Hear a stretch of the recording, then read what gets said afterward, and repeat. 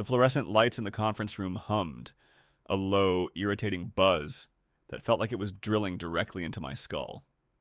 My hands were shaking, badly, and I had them clenched under the table, digging my nails into my palms. It wasn't helping. Nothing was. Across from me sat Janice from HR, her face a mask of practiced neutrality, and next to her, Mr. Henderson, my director, looking disappointed maybe? Ashamed for me? I couldn't tell, and honestly I couldn't bring myself to care much about his expression right then. All I could hear was the echo of Janice's words, still ringing in my ears. Effective immediately, investigation, gross misconduct, sexual harassment. Sexual harassment. The words felt like a physical blow, a punch to the gut that left me winded. Me, Ethan Miller. 42 years old, 20 years in this industry, and I'd never had so much as a formal complaint, let alone anything this vile. Janice had laid out the papers, a thick file detailing accusations from Derek Shaw, someone I'd worked with, hell, someone I'd even mentored a little for the past 2 years. Derek, who was 35, seemed like a decent guy, always cracking jokes. Or so I thought.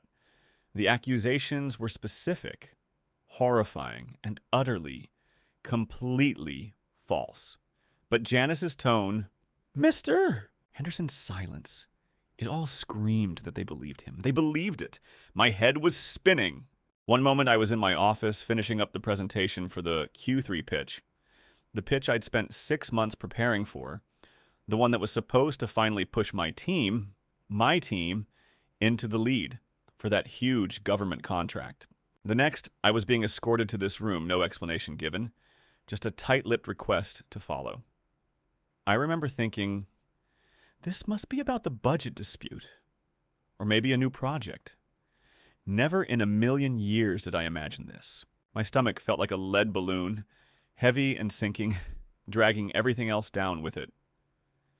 I looked at Janice, tried to find something in her eyes, some flicker of doubt. But there was nothing. Just professional regret. Ethan, she said, her voice softer now, almost conciliatory, we understand this is difficult. But given the nature of the allegations and the evidence provided, our internal policy dictates immediate suspension pending full investigation. With pay. The with pay felt like a concession, a bone thrown to a dog that had just been shot. What did they mean, evidence provided? I hadn't seen any. I hadn't been allowed to speak. Not really. Every time I tried to interject, to defend myself, to ask what the hell was going on, I was gently but firmly cut off. We'll discuss this further. For now, we need you to clear your desk under supervision, return your company property, and refrain from contacting any employees. Clear my desk, my office, my desk with the picture of my wife, Caroline, and our kids, Liam and Chloe. Liam, who just started middle school, and Chloe, who was almost 6 and still believed in magic. This job, this company, had been my life for the last 7 years. It wasn't just a paycheck. It was the culmination of everything I'd worked for. The dream job. My dream, and now gone. Just like that. The unfairness of it all was a cold, sharp blade twisting in my chest. I felt a wave of nausea, a sudden urge to just run out of the building, keep running until I couldn't think anymore. But I couldn't. I just sat there, numb. The world around me blurring. The hum of the lights growing louder, more insistent, a monstrous drone filling the silence. How could this be happening? To me? This wasn't real. It couldn't be. It's hard to even wrap my head around it looking back now. 2 years ago, almost to the day, is when Derek joined the team. I remember it vividly because it was right after we'd landed that huge state contract for the new public transit system software. The one that really put us on the map. My team was swamped and, frankly, a bit understaffed. We were all working crazy hours, pulling all-nighters more often than I care to admit.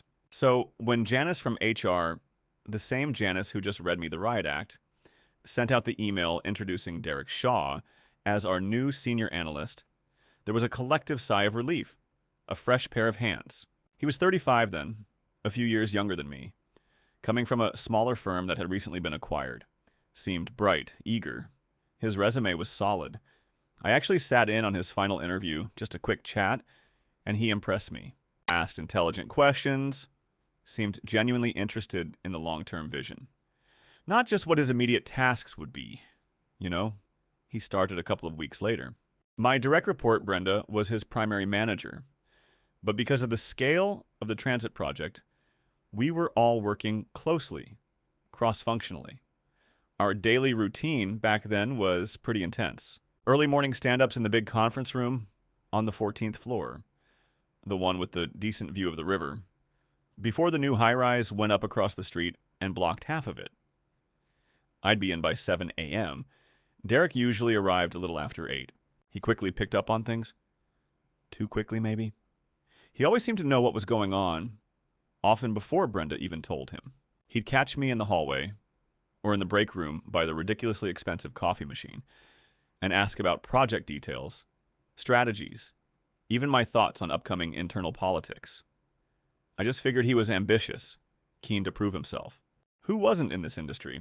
We started sharing lunch sometimes, just grab a sandwich from the deli downstairs and eat it at our desks, talking through system architecture or client requirements. Sometimes he'd ask about my family, how Liam and Chloe were doing. He'd mention his sister, a single mom, and how much he admired her work ethic.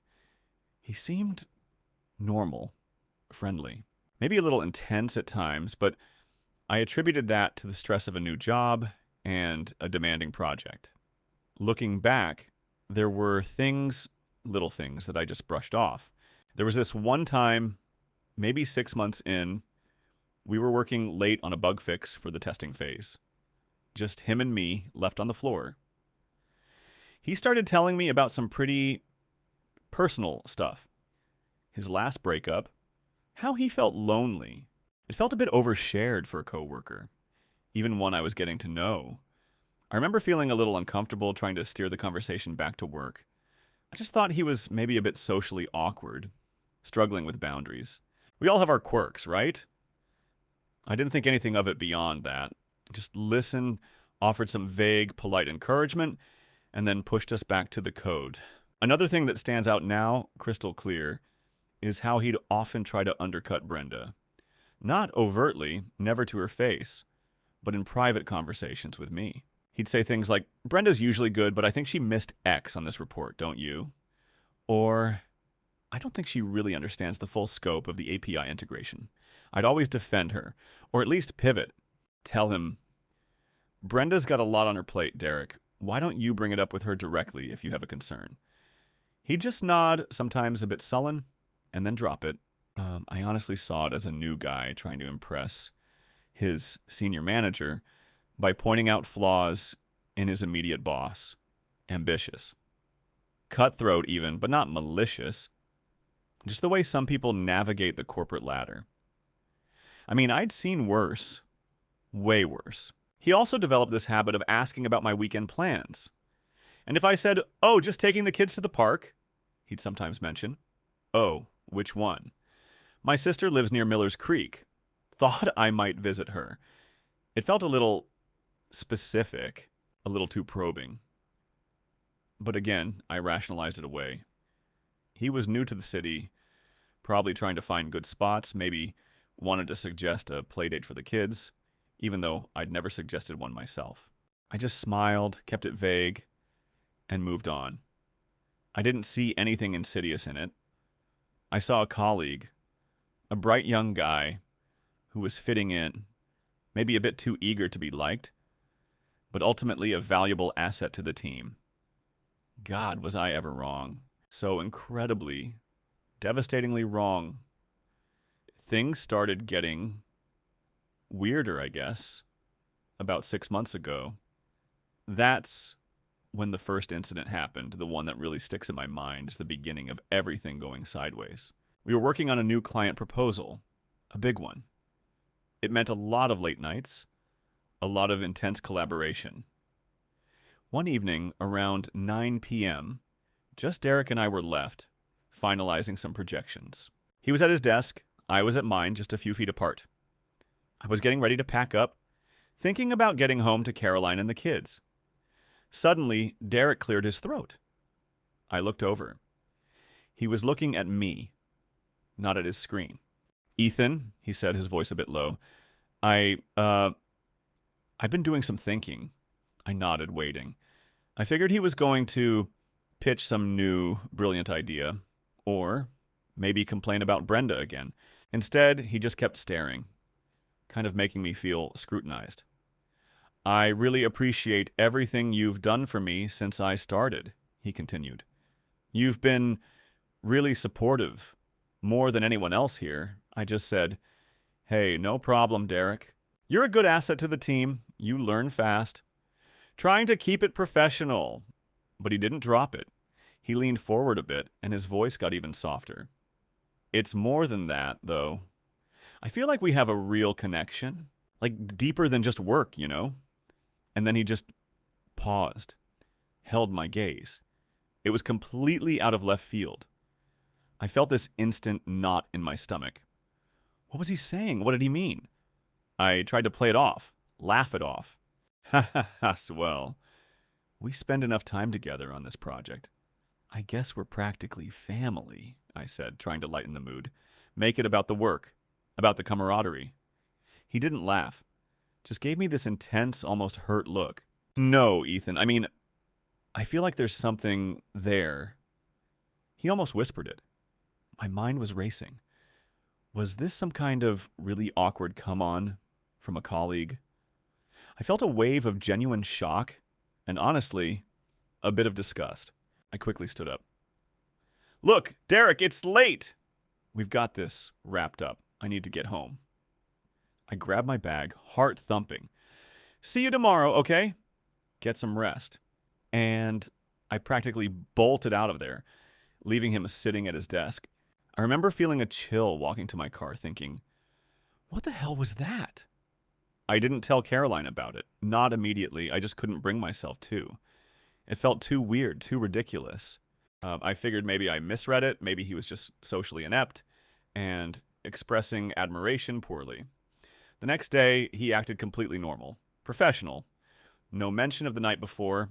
So I convinced myself it was a fluke, a misinterpretation, and I just needed to maintain stricter boundaries. I started avoiding one-on-one time with him, making sure Brenda or another team member was always present in meetings. But then came the second incident, maybe 2 months later. We were on a team outing, a company-sponsored happy hour at a bar downtown, the Copper Mug. Everyone was there, maybe 15 of us. I was chatting with Greg from finance, laughing about some ridiculous corporate memo. Derek came up to me, put a hand on my arm, and leaned in close. His breath smelled of beer. "Ethan, can I talk to you for a second? Privately?" He slurred a little. I hesitated. I really didn't want to. But in front of everyone, I couldn't just brush him off rudely. I told Greg I'd be right back and walked with Derek a few feet away into a slightly quieter corner. "What's up, Derek?" I asked, trying to keep my voice even. He looked around, then back at me. "You've been avoiding me," he accused, his eyes a bit watery. "I know you have. And I don't understand why." I thought we had something special. My blood ran cold. "Something special?" I kept my voice low. "Derek, we work together. That's it. There's nothing special beyond a professional relationship. I have a wife. I have kids. You need to understand that."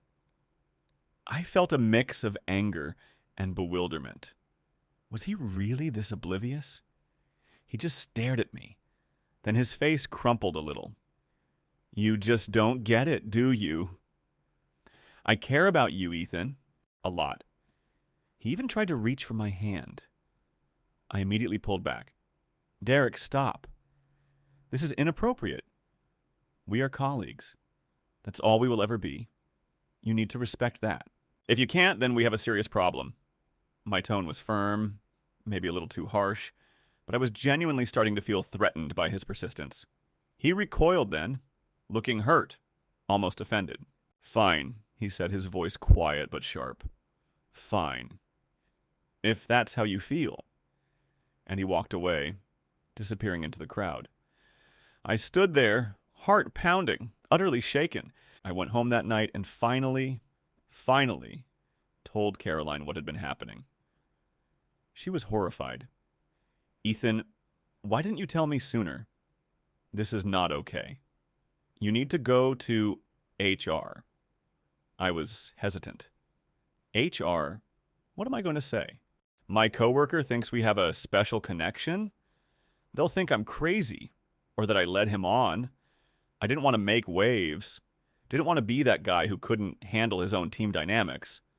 I valued my professional reputation, and going to HR for something like this felt weak, Caroline insisted.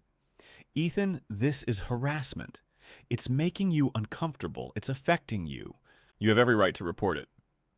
She was right, of course, but I kept putting it off, hoping it would just stop. Hoping he'd get the message. It didn't stop. It evolved. This was the third and final incident that really pushed me to the brink. It happened a couple of weeks ago. I was in a meeting with Mr. Henderson and Brenda, discussing the Q3 presentation, the one I just mentioned. Derek wasn't in the room, but he was responsible for some of the data points. Mr. Henderson brought up a discrepancy. "Ethan, on slide 7, the projected growth rate for the Western region seems optimistic. Did Derek crunch these numbers?" I pulled up the slide, looked at it. The numbers were indeed off, way off. And they were my name on the slide as the lead presenter. I turned to Brenda. "Brenda, can you confirm these projections? I thought we settled on a more conservative estimate here." She looked confused. "I did, Ethan. I sent you the updated file yesterday evening. I copied Derek on it too, since he was the one pulling the raw data." My heart sank. I checked my email. Sure enough, there was an email from Brenda, time-stamped 6:30 p.m. yesterday, with the updated projections. An email I had never opened, because at 6:28 p.m., I'd received an email from Derek. The subject line, "Urgent. Important data error on Q3 projections. Check this out now."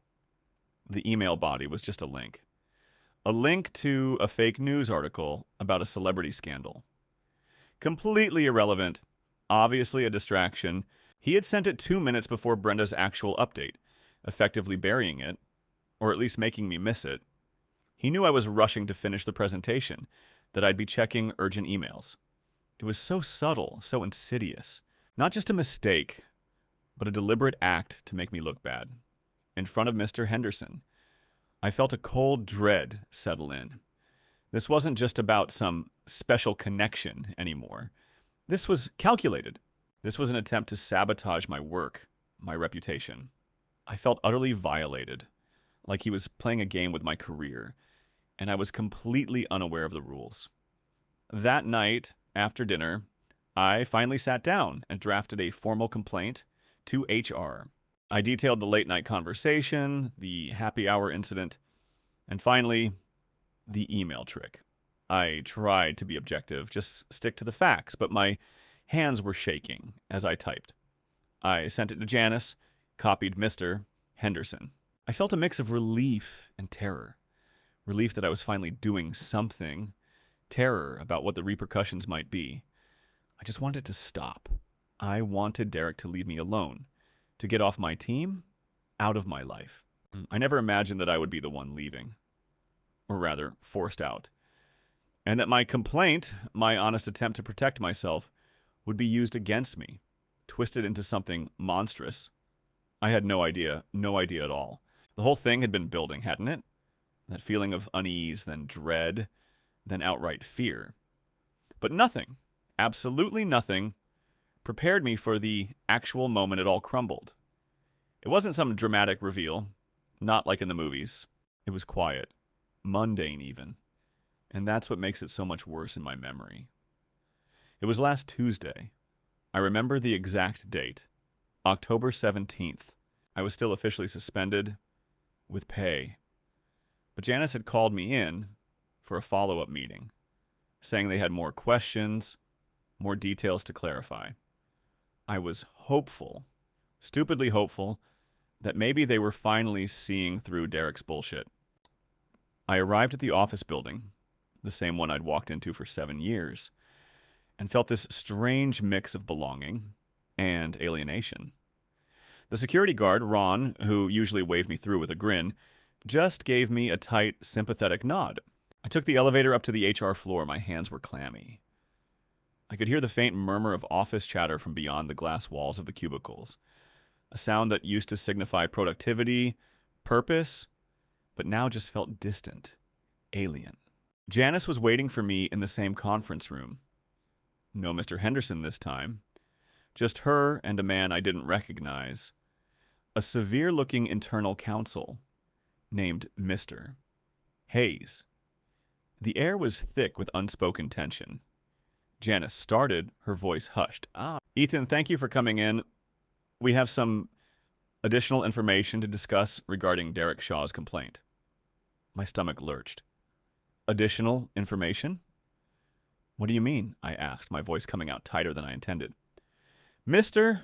Hayes, who hadn't spoken until then, cleared his throat. Mr. Miller, during the course of our investigation into your complaint against Mr. Shaw, we also thoroughly reviewed his complaint against you. He paused, adjusted his tie, and we found some compelling corroborating evidence. My blood ran cold. Corroborating evidence? For Derek's lies? I felt a tremor go through me. What evidence? I heard myself ask, the words barely a whisper. Janice slid a tablet across the polished table towards me. On the screen was a series of screenshots. My eyes immediately went to the dates and names. They were screenshots of text messages from my phone to Derek. And the content, it was absolutely horrifying. Messages that were flirtatious, suggestive, clearly crossing professional boundaries. There were messages talking about how I loved his energy and wished we could explore this connection outside of work. There were even explicit messages referencing things that had absolutely never happened. My breath hitched. My vision blurred. This isn't real, I stammered, picking up the tablet, my fingers trembling so badly I almost dropped it. These are not my messages. I never sent these, ever. My voice was rising now, incredulous. Janice held up a hand. Ethan, we understand this is distressing, but these messages were found on Derek's personal phone and corroborated by metadata indicating they were sent from your company-issued device. My company-issued device. My phone, the one I used for work, for my kids' school, for everything. The one that was always with me. Or almost always. A memory, cold and clear, flashed through my mind. A few weeks ago, I'd left my phone on my desk one Friday afternoon. Derek was the last one in the office that day, after I'd left for a doctor's appointment. He'd sent me an email saying he'd locked up. I just figured he was being helpful. My mind started piecing it together, the pieces clicking into a terrifying, impossible mosaic. The sudden, intense confessions of feeling a connection, the attempts to get me alone, the deliberate sabotage with the email trick. It wasn't just some socially awkward guy. This was calculated, vicious. He hadn't been trying to start a relationship with me. He'd been building a case against me. He took my phone, I choked out, my voice raw with the realization. He must have. When I left it on my desk, he planted these. Janice and Mr. Hayes exchanged a look of weary skepticism. Mr. Miller, that's a serious accusation, Mr. Hayes said. Do you have any proof? Proof? How could I have proof? My mind was a whirlwind of denial, anger, fear. How could someone be so evil, so utterly manipulative? I looked at the messages again. my blood running cold. They were so convincing. The casual tone, the phrasing, it even sounded a bit like how I sometimes text, if I were being inappropriate. He must have studied me, my patterns. My thoughts were a chaotic scramble. He wanted to ruin me. Why? Was it because I rejected him? Was it because of Brenda, who he always seemed to resent? Was it the Q3 presentation? Was it just professional jealousy? I stood up abruptly, knocking my chair slightly. The sound echoed in the quiet room. This is a setup. This is a lie, I insisted, my voice louder now, full of desperation. He's trying to frame me. I filed a complaint against him weeks ago. Did you even look at that? Janice nodded slowly. We did, Ethan. And we considered the possibility of a retaliatory claim. However, the evidence from Mr. Shaw's complaint predates your formal report by several weeks, and the digital forensic analysis on his device supports the authenticity of these messages originating from your company phone. The authenticity of the messages. Not the authenticity of me sending them, but it looked like it. It looked like I was a predator. My head throbbed. The fluorescent lights seemed to hum louder, mocking me. I could feel the blood draining from my face. I needed air. I needed to scream. I needed to smash that tablet against the wall. But I just stood there, rooted to the spot, feeling the weight of an entire corporation's judgment pressing down on me. So, I managed, my voice now oddly flat, devoid of emotion. What happens now?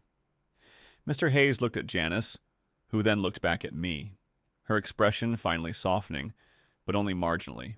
Given the severity of the allegations and the corroborating evidence, the company has decided to terminate your employment, effective immediately. And there it was, the guillotine falling, the final crushing blow. My dream job, my reputation, my sense of self, all gone. Because of a series of lies, fabricated evidence, and a deep, chilling malice I never saw coming. The world outside the office, the traffic passing by on the street below, the distant sirens, they all continued, oblivious to the fact that my life, as I knew it, had just shattered into a million irreparable pieces right there. In that sterile humming room, my chest felt hollow, a vast echoing cavern where my heart used to be. All I could think was, how do I even begin to tell Caroline? The drive home that day was a blur. I remember staring out the window, the familiar streets looking alien, like I was seeing them through a thick pane of glass. When I finally pulled into the driveway, the house, our home, suddenly felt like a fragile shell. Caroline was in the kitchen making dinner, the smell of garlic and tomatoes filling the air. Chloe was coloring at the kitchen island. Liam was probably upstairs, glued to his computer. A perfectly normal Tuesday evening, utterly oblivious to the bomb that had just dropped on our lives. Telling Caroline was probably one of the hardest things I've ever done. She saw it in my face the moment I walked in. Ethan? What happened? You look dreadful. I just sat down at the kitchen table, feeling the weight of the world on my shoulders. I lost my job, I said, the words tasting like ash.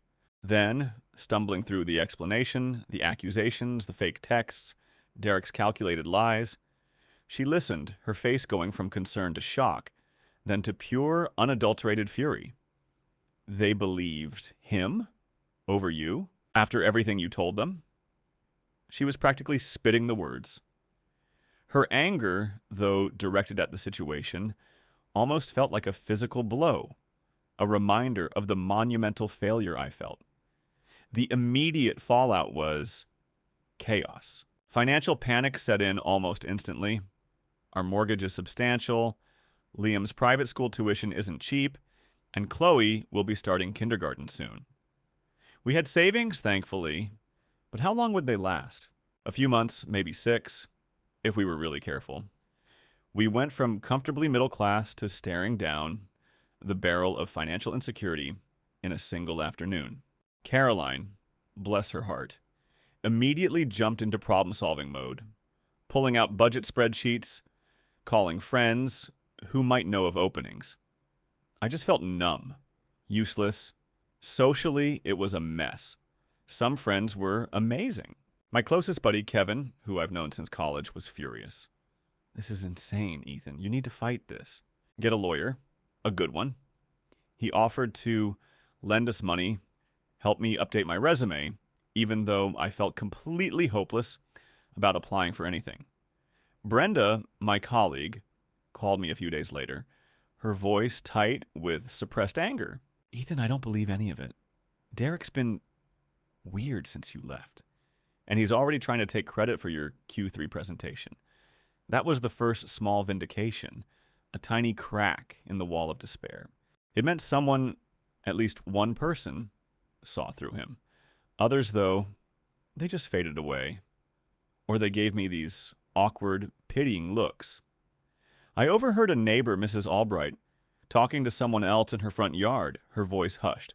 I didn't catch all of it, but sexual harassment and poor Ethan were clear enough. The shame, the feeling of being tainted, was almost unbearable. I stopped going to Liam's soccer games, stopped taking Chloe to the park. I couldn't face anyone, couldn't stand the unspoken judgment, the whispers. Legally, it was complicated. We consulted an employment lawyer, a no-nonsense woman named Ms. Davies. She listened patiently to my whole story, took notes. "It's tough, Ethan," she told me gently. "The company has the texts." Yeah, that's hard evidence, even if it's fabricated. Your word against his, essentially. With digital proof on his side, it'll be an uphill battle to prove fabrication, especially if he wiped his phone of any evidence of him accessing your device. We can try for wrongful termination, but it's a long, expensive road. The thought of pouring our dwindling savings into a legal fight that felt like a losing battle was soul-crushing. We decided to hold off, at least for a bit, to see if anything else came to light. I tried to apply for jobs. My resume, pristine and impressive just a few weeks ago, now felt like a cruel joke.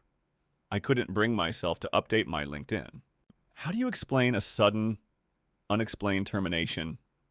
Let go for gross misconduct? That's a career killer. Every application felt like screaming into a void. I'd sit at my computer for hours staring at job boards, then just close my laptop, utterly defeated. The emotional roller coaster was brutal. Some days I was consumed by a blinding rage at Derek, at the company, at myself, for being so naive. Other days I just sank into a deep, heavy depression, unable to get out of bed, feeling like a failure as a husband, a father, a person. Caroline was my rock, keeping us afloat, keeping the kids' routine as normal as possible. But I could see the stress in her eyes, the worry lines deepening. Then about a week ago, another discovery. Not a big one, not a smoking gun, but something. I was cleaning out my old work bag, the one I hadn't touched since that terrible day, and found a crumpled receipt from a coffee shop near the office. Date stamped October 17th, the day I was called in for the Moment of Truth meeting. The time, 10:15 a.m. That was exactly when I was in the HR conference room. The receipt was for 2 lattes and a Danish. My usual order if I grabbed coffee for Brenda and myself before a morning meeting. But I hadn't had coffee that day. I hadn't had a meeting. Derek, though, he knew my order. And the HR conference room was right next to the break room, where the expensive coffee machine was. Did he go get coffee, walk past my office, and wait? My phone.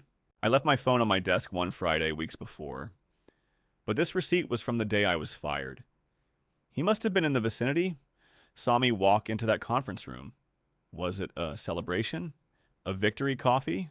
A small, insignificant detail that suddenly felt deeply sinister.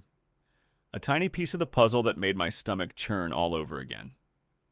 It wasn't proof of anything, but it confirmed, to me, his cold, calculated pleasure in my downfall. And it just made me angrier, more determined, somehow, to fight back. So here I am now. It's been almost 2 months since that day. 2 months of living in this limbo, this uncertain, terrifying space. I'm still unemployed, still applying for jobs that I probably won't get, at least not without a massive pay cut or a complete career pivot. My savings are dwindling faster than I'd like to admit. Caroline's picked up some freelance work, pulling extra hours, and she's been incredible. But the stress on her is palpable. The kids, bless them, don't fully understand, but they feel the tension, the shift. Liam asks why I'm home all the time, why we're not going on that camping trip we planned. Chloe just hugs me tighter. What I've learned, it's not some profound, life-altering wisdom you see in inspirational quotes. It's more practical, more gut-wrenching. I learned that trust, real trust, is incredibly rare and precious, and once it's shattered, it leaves behind this permanent, jagged edge. I learned that some people are capable of truly evil things. Things you wouldn't believe possible until they happen to you.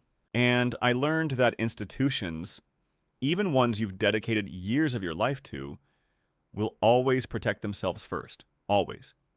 Your loyalty, your reputation, your truth, it can all be tossed aside in a second for liability. This whole ordeal has changed everything. My career trajectory, obviously, is in free fall. I don't know if I'll ever be able to get back into a role I loved, a company I respected, without this black cloud hanging over me. It's affected my relationship with Caroline, too. Not in a bad way, not really. If anything, it's shown me how strong we are, how much we truly love each other. But it's added a layer of worry, of quiet desperation that wasn't there before. It's a constant low hum of anxiety in the background of our lives. I'm telling this story here because I needed to get it out. To people who understand, people who might have been through similar nightmares, or just to strangers who can offer an unbiased perspective, it helps just typing it all out, seeing it laid bare. I'm not looking for pity, just an understanding, maybe. And if anyone out there has faced something like this, something so utterly unfair, and found a way to fight back, a way to clear their name, I'd honestly appreciate any advice. I don't know what comes next. Do I keep trying to fight the company, even with the odds stacked against me? Do I just try to move on, leave the industry, and start from scratch somewhere else, with a massive hole in my resume and a story no one wants to hear? How do you even begin to rebuild when your professional identity, your sense of self-worth, has been systematically dismantled? And how do you ever truly forgive or forget the person who did this to you? Those are the questions that keep me up at night, every single night,